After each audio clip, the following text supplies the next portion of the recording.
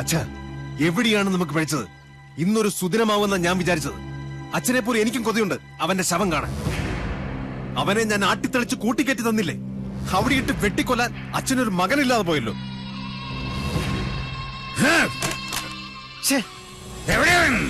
ആരാണാവോ? ചെമ്പ്ര വന്നു കയറിട്ട് അവനെ തല്ലിക്കൊല്ലാതെ പറഞ്ഞു വിട്ടില്ലേ? ചുണയില്ലാത്ത ആ വികടൻ ജയനാണോ? മിണ്ടരുത്. നിന്റെ പുരുഷനൊരു വിഡ്ഢി പൊങ്ങനാണ്, മാംസപിണ്ഡം.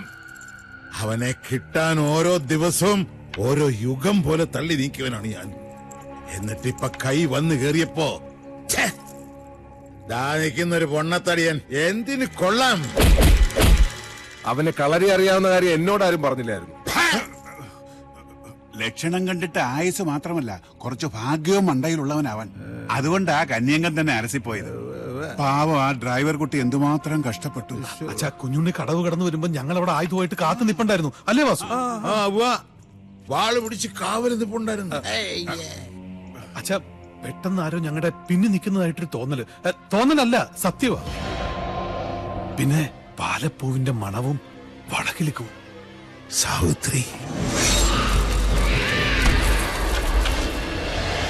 യക്ഷി വിളയാട്ടമുള്ള സ്ഥലമല്ലേ തിരുമേനി? അതും വെള്ളിയാഴ്ച. അതുകൊണ്ട് കൊല്ലുന്നത് പകൽ വെളിച്ചത്തിലാകാന്ന് കരുതി. നേരം വെളുത്തിട്ട് ഇയാള് കുറെ ഒലത്തി. നിനക്കൊക്കെ ഇവിടെ ധർമ്മപ്പുല്ല് തിന്ന് മാംസം വരിപ്പിച്ച് നിൽക്കാൻ അറിയൂ. പടവട്ടം വേറെ ആളെ വരുത്തണം.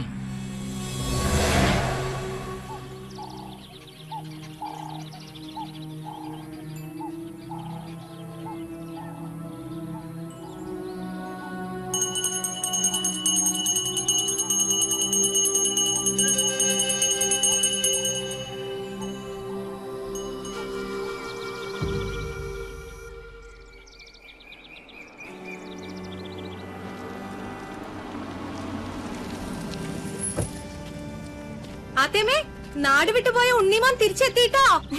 ഒച്ചവച്ചകത്തുള്ളവരെ മുഴുവൻ അറിയിച്ച കൊന്നോളെ ഞാൻ. സർ, വിളിച്ചോണ്ട് പോരണ്ടേ? ഇന്ന് വൈകുന്നേരത്തിനുള്ളിൽ പോകുന്ന സാബിയുടെ മാളിന്റെ ഡിസൈൻ എനിക്ക് കിട്ടണം. ചെയ്യാം സർ. ചെല്ലേ.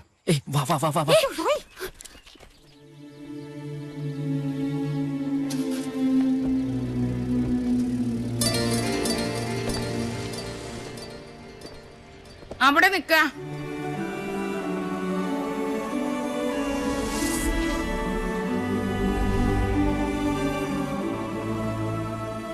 ഇന്നലെ രാത്രി മുഴുവൻ ഏത് ദിക്കിലായിരുന്നു എന്റെ പൊന്നുമോൻ? ഞാൻ ഇന്നലെ കുറച്ച് റേഞ്ച് ഔട്ട് ആയി പോയമ്മേ. കുടിച്ച് ബോധം കെട്ട് കിടക്കായിരുന്നു എന്ന് എനിക്കറിയാടാ. നിന്റെ തല കണ്ട അന്നു മുതൽ എനിക്ക് ആദ്യേ വിധിച്ചിട്ടുള്ളൂ സുഹൃതക്ഷയം. അല്ലാണ്ടെന്താ?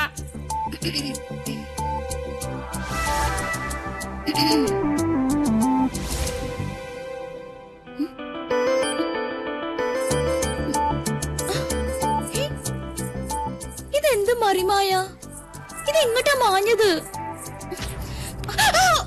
അടിച്ചു നൽകി മരമാക്കി. നീ എന്നെ മിമിക്രി കാണിച്ച് പേടിപ്പിക്കുന്നു. ഒറ്റ തൊഴിൽ വെച്ചെന്നുണ്ടല്ലോ. എവിടെ അമ്മയൻ പാർട്ടി? രാവിലെ കുട്ടന്റെ കണ്ട് പരാതി പറയാൻ പോയാ? നന്നായി, നിവേദനം സമർപ്പിച്ചിട്ട് ഇങ്ങോട്ട് വരട്ടെ. ഒരു ലോഡ് ഉപദേശം ഒരു കൂടെ നെയ്യും കൊടുത്ത് വിടും വലിയ ശാന്തി. ഇപ്പൊ അതൊക്കെ എപ്പോഴേ എത്തി? കുട്ടേട്ടൻ പറഞ്ഞു വിട്ട് 2 കേശാന്തിമാരും വന്നിട്ടുണ്ട്. ദേ കേക്കണില്ലേ വടക്കേക്കാവിലും മണിയും മന്ത്രവും? ഓ, ബ്ലാക്ക് മാജിക്. എന്താ?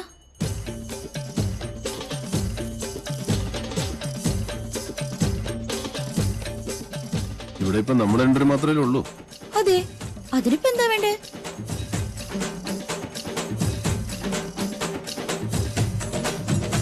ഉണ്ണേട്ടാ വേണ്ട കേട്ടോ. ശാരസ്യാര് സമയം കളയാണ്ട് മുകളിലോട്ട് വരാ. ഇപ്പോഴോ? ഇപ്പോഴെന്താ കുഴപ്പം? സമയവും കാലവും ഞാൻ തീരുമാനിക്കും, അനുസരിച്ചാ മതി. ഇതൊക്കെ ആഗ്രഹം തോന്നുമ്പോഴല്ലേ നടക്കൂ.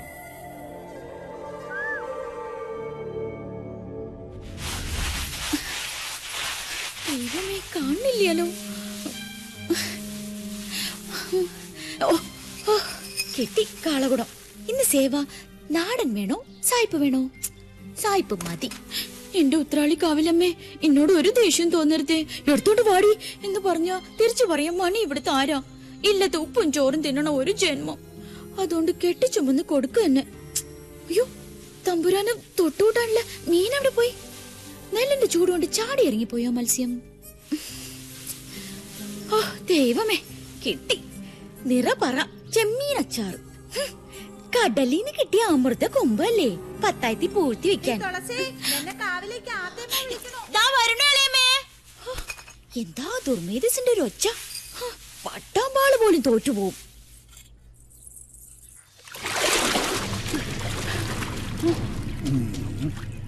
ഭഗവാനെ, വാങ്ങിയ പടവുമ്പിലേക്ക് വെക്കാ.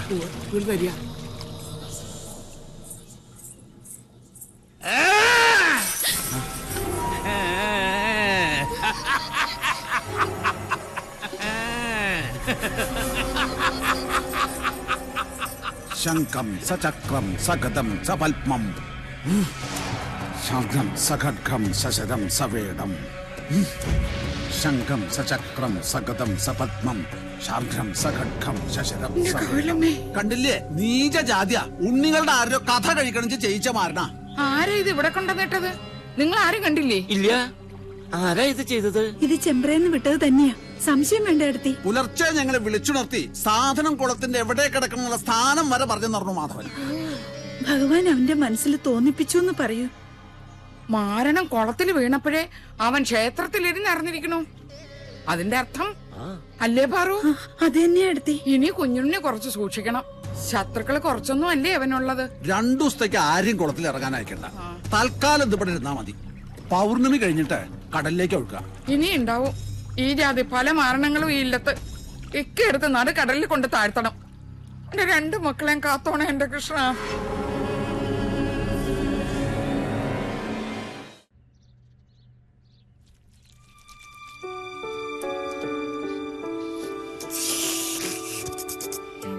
അഭിഷ്ടം അഭിഷ്ടം.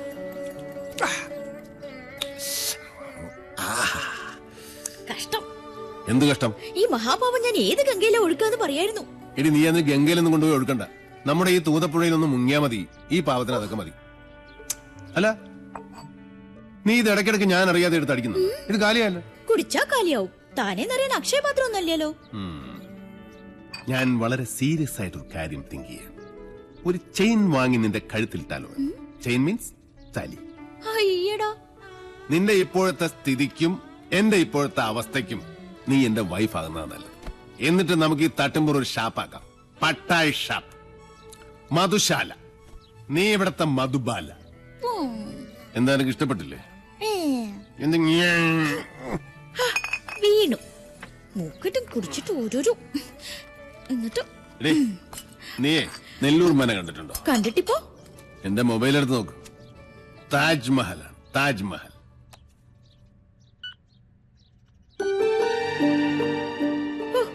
താജ്മഹൽ എന്താ ഒരു ഭംഗി.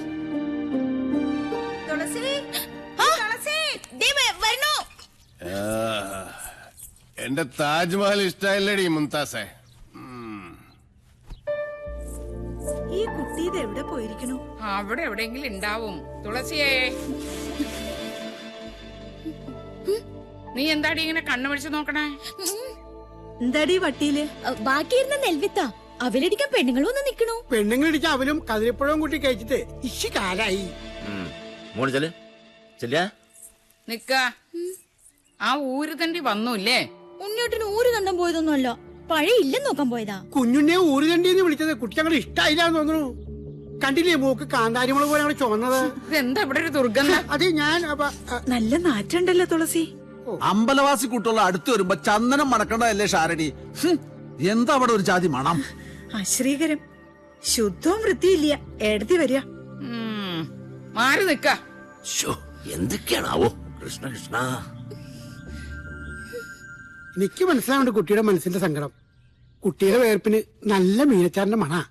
അത് ആസ്വദിക്കാനുള്ള മനസ്സ് ഇവിടെ ആർക്കും ഇല്ലല്ലോ. എനിക്കിഷ്ടാ മത്സ്യഗന്ധിയുടെ ഗന്ധം. മത്സ്യഗന്ധി തട്ട് കെട്ടിലമ്മ.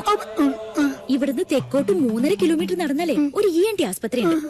അവിടെ ചെന്നാലേ പെൺകുട്ടികളെ കാണുമ്പോ ഈ മൂക്ക് വിടരുന്ന സൂക്കടും മാറ്റിത്തരും. വേണോ എന്റെ മൂക്ക് പിടിക്കാൻ ഞാൻ ആരും സമ്മതിക്കില്ല.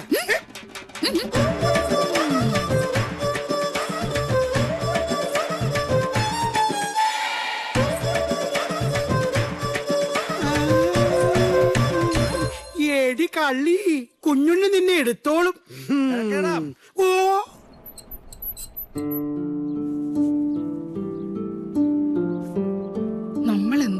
എന്റെ പാർവതിയെ ചെയ്യരുതെന്ന് പറയണത് അവൻ ചെയ്യൂ.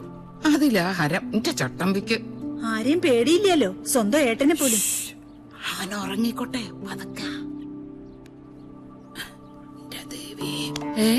ഞാൻ ചെമ്പറെ പോയ എന്താ കുഴപ്പം? അമ്പടെ കള്ള, നീ ഉറങ്ങിയിട്ടില്ല, ഉറക്കം നടിച്ച് കിടക്കല്ലേ. ചോദിച്ചതിന് ഉത്തരം പറ. ഞാൻ ചെമ്പറെ പോയ എന്താ കുഴപ്പം?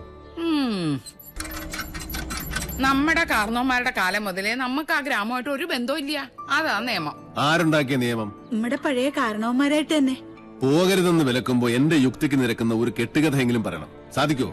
അമ്മയ്ക്കോ ചിറ്റശിക്കോ ആർക്കെങ്കിലും? എന്നോട് തർക്കിക്കാൻ ഞാൻ ആളല്ലേ. വിശക്കനുണ്ടെങ്കിൽ എഴുന്നേറ്റ് വന്നോളൂ.